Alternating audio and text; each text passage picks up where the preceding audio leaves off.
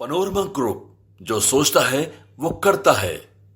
आज हम सब लोग अंबेडकर साहब के परिनिर्वाण दिवस पर उनको याद करने के लिए इकट्ठा हुए हैं।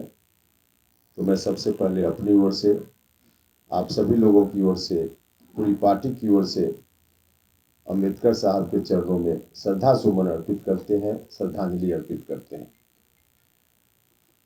एक परिपाटी है, जो भी महापुरुष हमारे बीच के हुए उनको हम पुण्यतिथि के दिन या जयंती के अवसर पर याद करते हैं। उसी परिपाटी का निर्वहन करते हुए आज अनुसूचित जाति प्रकोष्ठ बिहार की ओर से इस कार्यक्रम का आयोजन हुआ है। मैं धन्यवाद करना चाहता हूं कि आपने हम सब लोगों को मौका दिया अंबेडकर साहब को याद करने के लिए। उनको याद करने का क्या अभिप्राय है?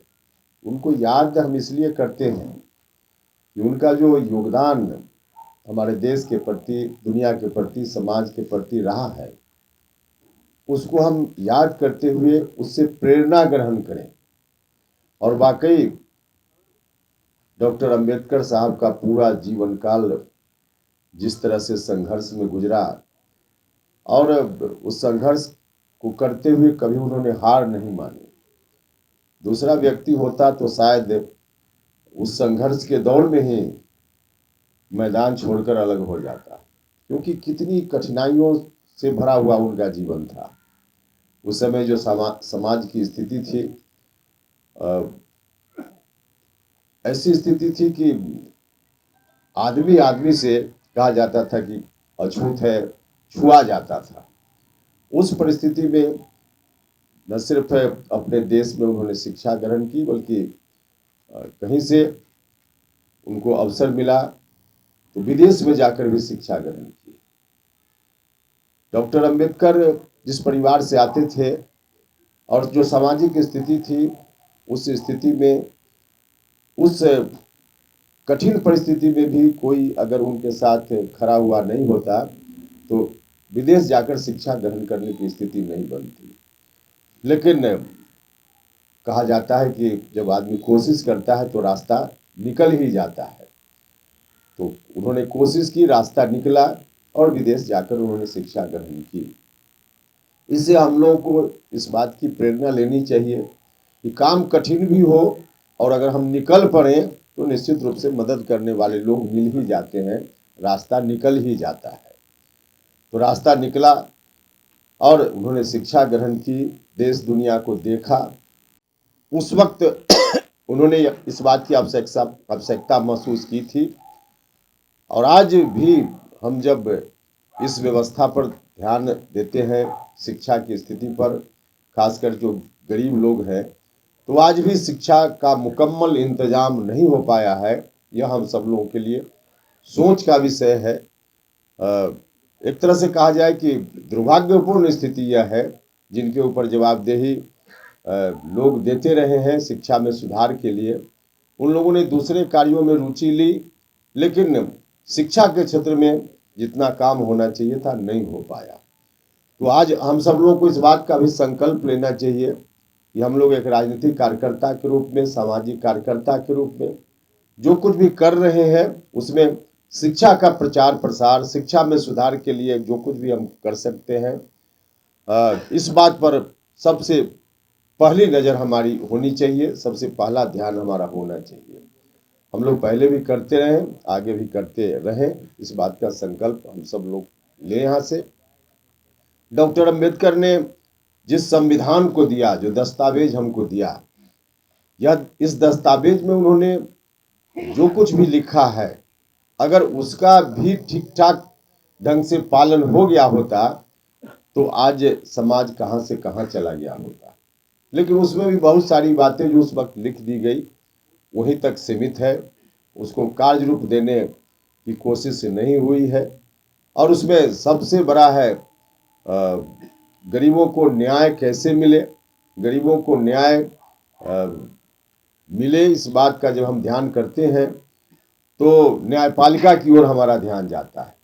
और न्यायपालिका, कहीं कुछ इनजस्टिस हो, किसी के साथ कुछ अन्याय हो, तो आदमी न्यायपालिका में जाता है, कोर्ट जाता है। अब नीचे के कोर्ट से कुछ अगर न्याय मिलता भी है, फिर अपील उसके खिलाफ लोग करते हैं और अंतिम रूप से बात हाईकोर्ट होते हुए सुप्रीम कोर्ट तक पहुंचती है। डॉक्टर अंबेडकर के संविधान के हिसाब से हाई कोर्ट और सुप्रीम कोर्ट अगर चला होता तो हाई कोर्ट और सुप्रीम कोर्ट में जाकर गरीब लोगों को सामान्य तौर पे न्याय नहीं मिल पाता है, यह स्थिति नहीं हुई होती। और यह स्थिति इसलिए है कि डॉक्टर अंबेडकर जिसके उत्थान की बात करते थे, उस बीच से आज भी हाई कोर्ट और सुप्रीम कोर्ट में जज बनकर लोग नहीं जा रहे हैं। उनके लिए जज बनने का दरवाजा बिल्कुल बंद है। अनुसूचित जाति के लोग हों, अनुसूचित जनजाति के लोग हों, ओबीसी हों, या यहाँ तक जो जजों की बहाली की प्रक्रिया है, ऐसी प्रक्रिया है जिस प्रक्रिया में हम दलित की बात, महादलित की बात, पिछड़ा अति पिछड़ा की बात क्या करें, सवर्ण जात का भी कोई व्यक्ति है, कोई नौजवान, कोई छात्र है, पढ़ने में चाहे जितनी प्रतिभा उसके अंदर हो, अगर वह गरीब घर से आता है, कोई पहुंच पैरवी नहीं है उसके पास, पैसा नहीं है, तो वह भी चाहे कि हम सुप्रीम कोर्ट और हाई कोर्ट में जज बन जाए, तो उसके लिए भी दरवाजा पूरे तौर पे बंद है। क्योंकि सामने के दरवाजे से सुप्रीम कोर्ट और हाई कोर्ट में जजों की बहाली नहीं होती है। सुप्रीम कोर्ट और हाई कोर्ट में जज की बहाली बैकडोर से होती है। किसी को पता भी नहीं होता है कि कैसे कब बहाली हो रही है, कौन किसने आवेदन दिया नहीं दिया, किसी को पता नहीं।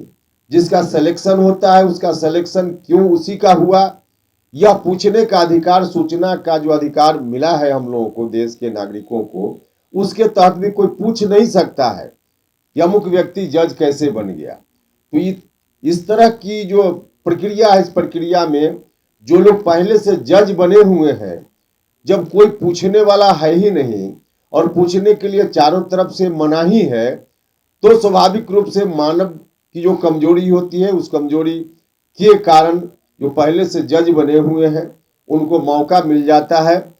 अब उनके परिवार का कोई व्यक्ति या उनका सगा संबंधी या उनकी जात का कोई, उसको जज बना देते हैं लोग। बाकी किसी को जज का बनने के लिए आवेदन देने का भी कोई अवसर नहीं है। यही व्यवस्था है और यह व्यवस्था हम समझते हैं कि डॉक्टर अंबेडकर के संविधान के खिलाफ व्यवस्था है, देश के लोकतंत्र के खिलाफ व्यवस्था है। और ऐसी व्यवस्था रहेगी तो कहां से गरीब लोगों को न्याय मिलेगा। तो आज की तारीख में हम सब लोग तो पहले से इस बात के लिए संकल्पित रहे ही हैं कि सुप्रीम कोर्ट और हाई कोर्ट में जजों की बहाली के लिए जो नियम है उसमें जो रास्ता जो बंद है गरीबों के लिए, वो रास्ता खुले। हम सब लोगों को फिर से संकल्पित होना चाहिए। इस बात पर हम लोगों को ध्यान निश्चित रूप से देना चाहिए। और इसमें हम लोगों ने कभी यह नहीं कहा है और आज भी हम यह नहीं कहते हैं कि आप सीधे आरक्षण देकर या किसी तरह से जो मेरिट वाला नहीं है, दलित है तो उसको जज बना दीजिए, कोई पिछड़ा है तो उसको जज बना दीजिए।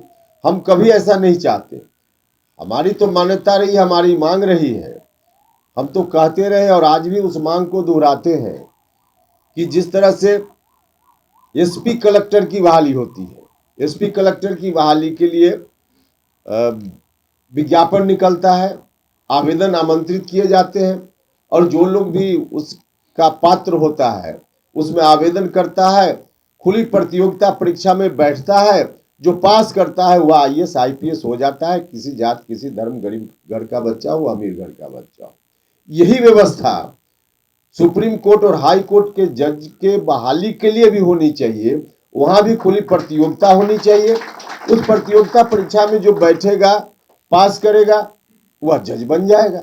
पति जी ने ठीक यही बात कही जो हम लोग पहले से कहते रहे।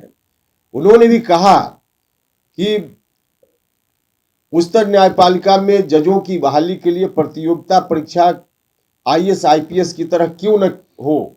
उन्होंने भी यही बात कही है। हम समझते हैं कि बात जब वहां तक पहुंची है तो देर सवेर न्याय जरूर मिलेगा और ऐसी व्यवस्था होगी जो हम लोग चाहते हैं। लेकिन जब तक वह व्यवस्था नहीं होती है मुकम्मल तौर पे, तब तक हम लोग का अभियान किसी न किसी रूप में जारी रखना चाहिए। अगर ये वीडियो पसंद आई और वह बिहार के राजनीति और बिहारियत से सरोकार रखेनी तो सब्सक्राइब बटन दबा के चैनल के सब्सक्राइब कर ली। ओजे एगो घंटी बा, ओकरा बटन दबा देला से कुल सटीक और मारक खबर रुआ मुफ्त में मिल जाई। अगर रुआ पत्रकारिता के हमनी के नया प्रयोग में सहयोग कर चाहतानी तो ज्वाइन बटन दबा दी।